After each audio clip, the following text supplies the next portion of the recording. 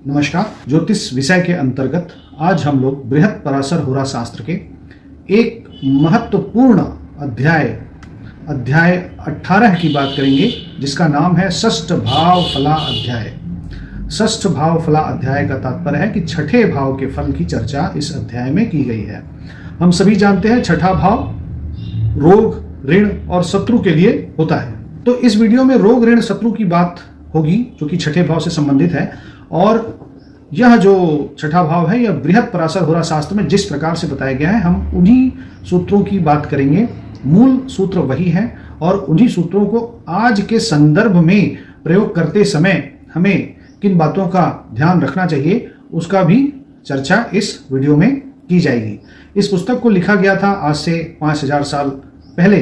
तो जब 5000 साल पहले जब यह पुस्तक लिखी गई तो उस कालखंड में जो देश काल परिस्थिति थी उसके हिसाब से रोगों का विवरण है, शत्रुओं का विवरण है और उसी के हिसाब से जो है दुर्घटनाओं का विवरण है। आज के कालखंड में चूंकि देश काल परिस्थिति बदल गई है तो हमें आज के संदर्भ में रोगों का स्वरूप, बदला हुआ स्वरूप समझना पड़ेगा। आज जो रोग हो रहे हैं उनके स्वरूप बदल चुके हैं, तो उन रोगों को उस तरीके से समझना पड़ेगा। साथ ही साथ शत्रुओं और दुर्घटनाओं के बारे में भी आज के कालखंड में संदर्भ बदल गया है देश काल स्थिति से। तो दुर्घटनाएं तो उसी प्रकार से होंगी, मूल सिद्धांत तो वही रहेंगे, मगर उनको फलित करते समय थोड़ा सा सामंजस्य स्थापित करना पड़ेगा।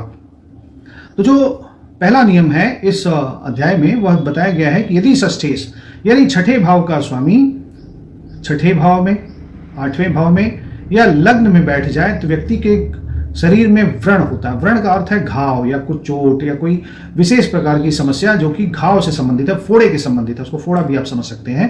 तो यह कब होगा? जब षष्ठेश यानी छठे भाव का स्वामी छठे भाव में, आठवें भाव में या लग्न में जाके बैठ जाएगा, तब यह समस्या आएगी।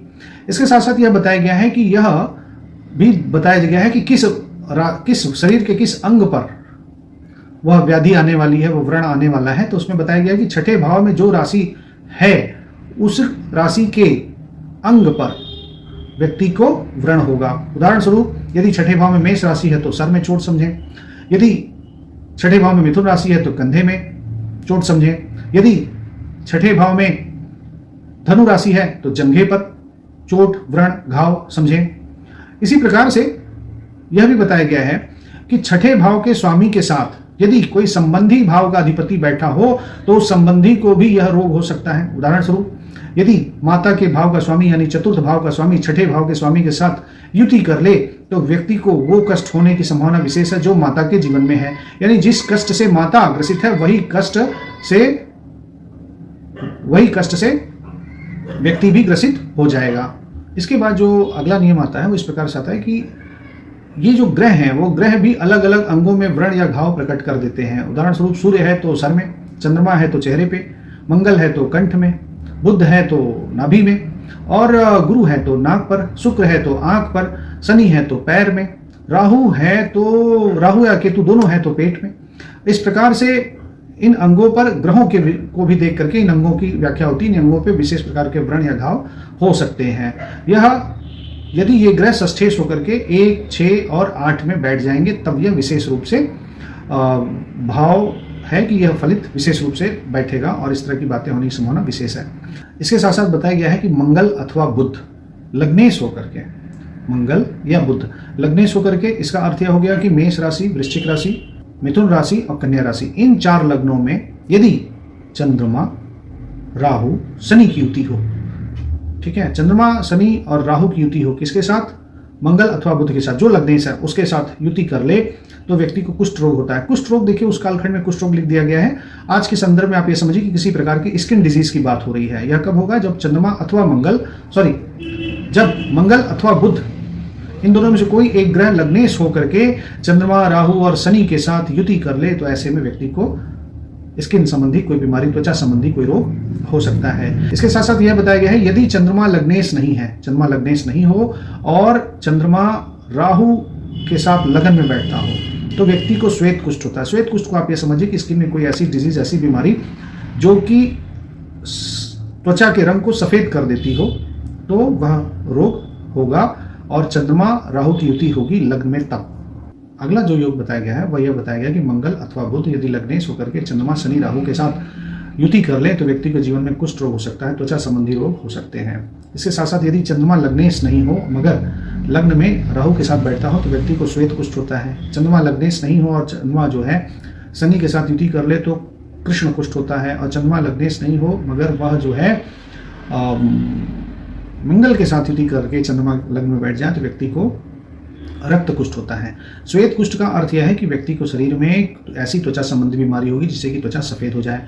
कृष्ण कुष्ठ का अर्थ यह है कि व्यक्ति के शरीर में कोई ऐसी बीमारी होगी जिसकी वजह से उसके शरीर में त्वचा का रंग जो है काला पड़ जाए। और रक्त कुष्ठ का अर्थ यह है कि कोई ऐसी बीमारी त्वचा संबंधी जिससे कि शरीर में लाल रंग की त्वचा हो जाए या लाल रंग के धब्बे पड़ जाए। तो सफेद रंग के धब्बे भी हैं तो भी, लाल रंग के धब्बे तो भी, और काले रंग के धब्बे हैं तो भी आप इसे सफेद का अर्थ राहु से समझिए, काले का अर्थ शनि से समझिए और लाल को मंगल से समझिए। यह कहने की संभावना है। अर्थात यह है कि अर्थात यह है कि चंद्रमा यदि लग्न में बैठा हो, राहु, मंगल और शनि इनमें से किसी भी एक के ग्रह के साथ यदि युति कर रहा है लग्न में तो व्यक्ति को त्वचा संबंधी रोग हो रहे हैं। यह बात विशेष रूप से समझने की हो गई।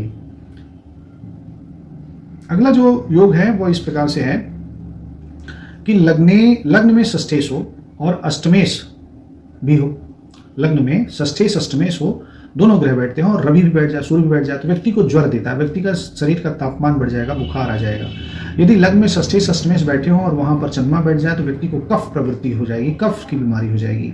यदि लग्न में षष्ठेश अष्टमेश दोनों बैठे हो और वहां पर मंगल बैठ जाए तो व्यक्ति को गठिया या शस्त्र आघात यानी किसी शस्त्र से चोट लग सकती है, गोली भी लग सकती है। इसके साथ साथ यदि षष्ठेश और अष्टमेश बैठते हों और वहां पर बुध बैठ जाए लग्न में तो इसका अर्थ है व्यक्ति को पित्त संबंधी कोई विकार हो सकता है। यदि षष्ठेश और अष्टमेश लग्न में बैठते हैं और गुरु बैठ जाए तो यह व्यक्ति के जीवन से रोगों को हर लेता है, किसी भी प्रकार का रोग नहीं होने देता है। और यदि शुक्र से युक्त षष्ठेश और अष्टमेश लग्न में बैठे हों तो व्यक्ति को स्त्री जनक संक्रामक रोग लग सकते हैं। इसके साथ साथ यदि शनि की युति हो जाए तो मतलब षष्ठेश अष्टमेश बैठा हो और शनि लग्न में बैठ जाए तो वायु प्रकोप होता है। राहु से युत हो, राहु बैठा हो छठे आठवें का मालिक लग्न में बैठता हो और राहु भी वहां बैठा हो तो व्यक्ति को हिंसक जनों से आघात होता है, किसी हिंसा में उसको आघात लग सकता है। और यदि केतु हो, छठे आठवें का अधिपति लग्न में बैठता हो और केतु भी लग्न में बैठता हो तो व्यक्ति के नाभि में व्रण होता है, नाभि में कोई फोड़ा हो सकता है, नाभि से संबंधित कोई विशेष बात हो सकती है।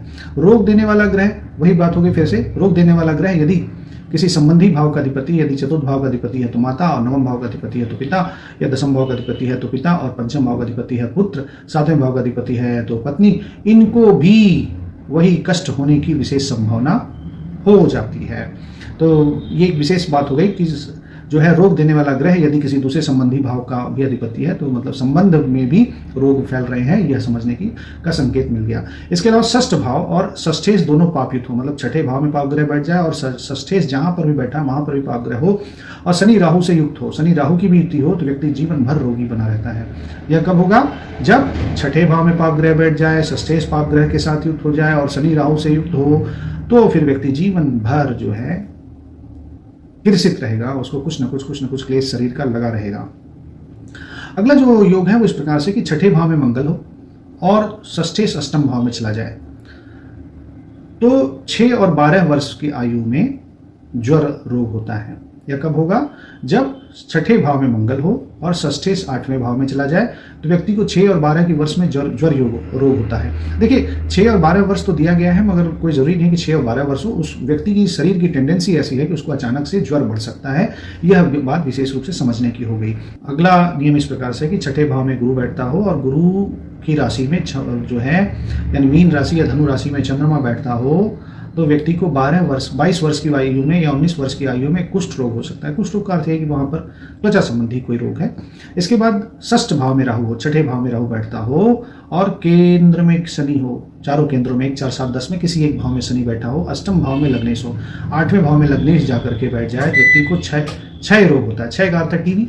अब टीबी जो है एक्चुअली में फेफड़े में भी फैलती है और भी जगहों पे भी फैलती है, तो कोई संक्रामक रोग हो सकता है, कोई बैक्टीरियल बैक्टीरियल इन्फेक्शन हो सकता है शरीर में, ये चीज़ समझने की हुई। कोई वायरल इन्फेक्शन हो सकता है, और ऐसा भी चीज़ हो सकती है जो व्यक्ति के जीवन में श्वास से संबंधित बीमारी दे दे, क्योंकि शनि जो है वायुदेव भी है, तो श्वास, तो कोई ऐसी बीमारी जो कि इन्फेक्शन है शरीर में और शरीर में श्वास से संबंधित बीमारी दे सकती है, ऐसी बीमारी जो कि श्वास में संक्रमण के कारण फैल जाती है, तो उस तरह की एक संभावना बनती है कि भाई इस तरह की कोई भी बीमारी फैल सकती है उस आदमी को जो कि जिसकी कुंडली में केंद्र में शनि बैठता हो और अष्टम भाव में लग्नेश बैठता हो और जो है छठे भाव में राहु हो। या तीनों कॉम्बिनेशन जब होगा तब व्यक्ति को कोई संक्रामक रोग लगने की संभावना बन जाती है।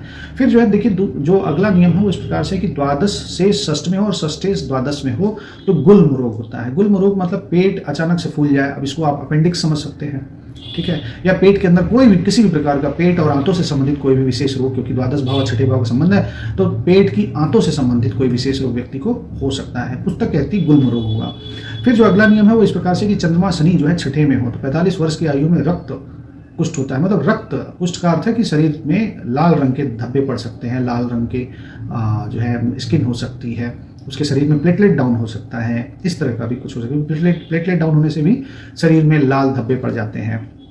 अगला जो नियम हो इस प्रकार से कि लग्नेश लग्न में बैठता हो, शनि छठे में बैठता हो तो 49 वर्ष में वात रोग होता है। वात रोग का अर्थ है कि शरीर में वायु संबंधी कोई विकार हो गया, पेट में हजमा गैस से संबंधित विकार हो गया। अगर अगला नियम इस प्रकार से है कि अष्टमेश अपने नवांश में हो और राहु के साथ हो और चौथे और 12वें भाव में हो। देखिए नियम इस प्रकार से कि अष्टमेश चौथे और 12वें भाव में जाके बैठ जाए, सिर्फ चौथे 12वें बैठे नहीं, वो अपने नवांश में भी जाके बैठ जाए और वहां पर उसके साथ राहु भी बैठा रहे, तो व्यक्ति को जीवन में प्रमेह और गठिया आदि रोग हो जाते हैं। तो प्रमेह और गठिया आदि रोग आदि लगा दिया है तो इसका अर्थ यह है कि व्यक्ति को कई प्रकार के रोग हो सकते हैं। यह कब होगा? जब 8वें भाव का अधिपति चौथे भाव और 12वें भाव में बैठ जाए राहु के साथ और 8वें भाव का अधिपति अपने ही नवमांश का हो। ठीक, अगला नियम इस प्रकार से है जो कि शत्रुता के लिए बता रहे हैं कि पंचमे षष्ठ भाव में हो, पंचम भाव का अधिपति छठे भाव में बैठ जाए और षष्ठेश नवम भाव में हो। छठे भाव का स्वामी कहाँ चला जाए? 4 घर आगे नवम भाव में चला जाए। और द्वादशेश लग्न में हो, द्वादश भाव का स्वामी यदि लग्न में हो जाए तो व्यक्ति का पुत्र ही शत्रु हो जाता है। उस व्यक्ति का जो पुत्र होगा उस व्यक्ति के लिए शत्रुता का कार्य करेगा। अगला नियम इस प्रकार से है कि अष्टमेश षष्ठ में हो, 8वें भाव का मालिक कहाँ चला गया? छठे भाव में। और व्ययेश चला गया लग्न में, यानी द्वादश भाव का स्वामी चला गया लग्न में। षष्ठेश चंद्रमा की युति हो गई। अब षष्ठमेश की युति हो गई चंद्रमा के साथ, तो व्यक्ति को 8 वर्ष की आयु में मृग भय है। देखिए चंद्रमा गति का प्लेनेट है, चंद्रमा तीव्र गति से चलता है और यहाँ पे षष्ठेश चंद्रमा के साथ युति हो गई, यानी कि व्यक्ति बहुत तीव्र गति से जब भी चल रहा है तो उसका एक्सीडेंट हो सकता है। उस कालखंड में मृग की बात कही गई, मृग बहुत तीव्र गति से दौड़ता था। आज के समय में बाइक कह सकते हैं, गाड़ी कह सकते हैं, कोई मोटर व्हीकल कह सकते हैं जो बहुत तीव्र गति से चल रही है और तीव्र गति में आ जाने के कारण व्यक्ति को अचानक से बड़ा कष्ट हो जाता है। अगला नियम इस प्रकार से कि षष्ठ अष्टम भाव में राहु हो, यानी छठे भाव में या 8वें भाव में राहु हो और उस राहु से अष्टम भाव में शनि हो। तो मान लीजिए राहु अगर छठे भाव में है तो उससे अष्टम यानी लग्न में शनि बैठेगा, और राहु अगर 8वें भाव में है तो उससे अष्टम यानी तृतीय भाव में शनि बैठेगा। तो राहु 6 में हो तो शनि लग्न में हो और राहु 8 में हो तो शनि तृतीय में हो। ऐसा योग यदि बने तो आप कहेंगे कि 1 वर्ष या 2 वर्ष की आयु में व्यक्ति को अग्नि का भय होता है। अग्नि का भय का उस कालखंड में अग्नि का भय है, आज के कालखंड में अग्नि के साथ साथ विद्युत भी मानिए है, तो विद्युत भी अग्नि का ही रूप है। तो विद्युत भी आप समझ सकते हैं, विद्युत से भी करंट से भी लग सकता है। और इसके अलावा इसी योग में बोलते हैं कि तीसरे वर्ष में पक्षी भय होता है। पक्षी भय का उस कालखंड में तो पक्षी ही थी, मगर आज के कालखंड में आप ये समझ सकते हैं कि व्यक्ति बैठा और सर पर कोई ऊपर से कोई चीज आके गिर जाए, व्यक्ति नीचे जमीन पर बैठा और ऊपर छत की मंजिल से कोई चीज आके नीचे गिर जाए, शरीर पर गिर जाए, तो बच्चे को चोट लग सकती है, व्यक्ति को चोट लग सकती है। मतलब कोई ऐसी चीज जो ऊपर से लगातार गिर जाए, अचानक गिर जाए तो व्यक्ति को चोट लग सकती है। इसके बाद जो अगला योग है वो इस प्रकार से है कि षष्ठ अष्ट भाव में सूर्य हो, यानी कि छठे भाव में या 8वें भाव में सूर्य हो और उससे द्वादश भाव में चंद्रमा हो, यानी कि चंद्रमा सूर्य से 1 राशि पीछे हो। यानी जब सूर्य होगा छठे भाव में तो चंद्रमा हो 5वें भाव में, जब सूर्य होगा 8वें भाव में तो चंद्रमा होगा 7वें भाव में। ऐसी स्थिति आने पर व्यक्ति को जल भय होता है, यानी जल में डूबने का भय है। तो पुराने कालखंड में नदी तालाब होते थे, आज के कालखंड में नदी तालाब तो शहरी क्षेत्रों में उतने ज्यादा मिलते नहीं है। तो क्या होगा, तो व्यक्ति जो है सड़क से जा रहा था, बारिश हो रही थी और उसको समस्या आ गई, या समुद्र किनारे टहल रहा था और कोई लहर आई उसको परेशान कर गई, या जो है सीढ़ी पर पानी गिरा हुआ था और आदमी उतर रहा था, सीढ़ी से फिसल गया, तो जल से भय होना था, उसको हो गया। इस प्रकार और जो अगला नियम है उस प्रकार से है कि अष्टम में शनि हो, और उससे द्वादश में मंगल हो, 8वें भाव में शनि बैठता हो, उससे द्वादश भाव में मंगल बैठता हो, तो फिर 10 साल या 30 वर्ष की आयु में व्यक्ति को विस्फोटक का भय होता है। देखिए, विस्फोटक जो है पटाखे भी हो सकते हैं, बम भी हो सकते हैं और गोली भी हो सकती है, ठीक है। घर के अंदर का सिलेंडर भी हो सकता है, कई चीजें हो सकती हैं। तो विस्फोटक का भय का अर्थ ये हो गया कि यदि अष्टम भाव में शनि बैठा हो, उससे द्वादश में मंगल हो, तो व्यक्ति को इस प्रकार के कष्ट मिल सकते हैं। कौन से? उसको उस कष्ट मिलेगा जो है अचानक से किसी विस्फोट का सामना करना पड़ सकता है। ये बहुत विशेष हो गया और हमें याद रखना चाहिए। और इसके लिए आयु बताई गई है 10 साल और 30 साल। आयु दशा अंतर दशाओं पर भी निर्भर करता है, गोचर पर भी निर्भर करता है। स्नैपशॉट में आयु याद जरूर रखिए, मगर इसके साथ साथ जब दशा अंतर दशा की बात होगी तो उस पर इस चीजों को और अच्छे से समझा जाएगा। लाभेश शत्रु भाव में हो और रोगेश एकादश में चला जाए, ठीक। लाभ भाव का स्वामी 6ठे में, 6ठे भाव का स्वामी एकादश भाव में चला जाए तो इस व्यक्ति का सारा धन शत्रु लोग अपहरण कर लेते हैं, ऐसी बात पुस्तक में कही गई। यानी कि धन संबंधी भी बात हो सकते हैं। उसकी जिन लोगों से शत्रुता होगी वो एसेट से संबंधित कोई शत्रुता किसी से हो सकती है। अगला नियम इस प्रकार से कि लग्नेश और षष्ठेश दोनों 6ठे भाव में बैठे हों तो व्यक्ति को कुत्ते का भय होता है। कब होता है? 10 साल या 19 साल की आयु में। यानी जब छोटा रहेगा तो उसको कुत्ते का भय हो सकता है। सिर्फ कुत्ते का भय ना समझें, किसी भी प्रकार से लोगों से झगड़ा झंझट हो सकता है। क्योंकि कुत्ते क्या करते हैं? सामान्य रूप से भौंकते रहते हैं। तो भौंकने इसका अर्थ हो गया कि कहीं ना कहीं जो है कोई विवाद पड़ गया, कोई छोटा मोटा झगड़ा झंझट हो गया और उस झगड़े से का भय हो गया और परेशानी आ गई। तो जो मूल सूत्र दिया गया है उस मूल सूत्र को समझते हुए हमें काम करना चाहिए और आज के संदर्भ में उसे समझने का प्रयास करना चाहिए। तो आज की इस वीडियो में हमने 6ठे भाव की व्याख्या की और जो मूल सूत्र है उसको आज के ज़माने में कैसे प्रयोग किया जाए उसके बारे में भी थोड़ा बहुत हमने एक्सप्लेन करने का प्रयास किया। आपका अगर अपना कोई प्रश्न है तो आप अपना प्रश्न अवश्य डालें। आपके कमेंट को पढ़ करके मैं अगला वीडियो जरूर बनाने का प्रयास करूंगा। आपने इस वीडियो को देखा, इसे लाइक करें, शेयर करें, सब्सक्राइब करें। आपका बहुत बहुत धन्यवाद। नमस्कार।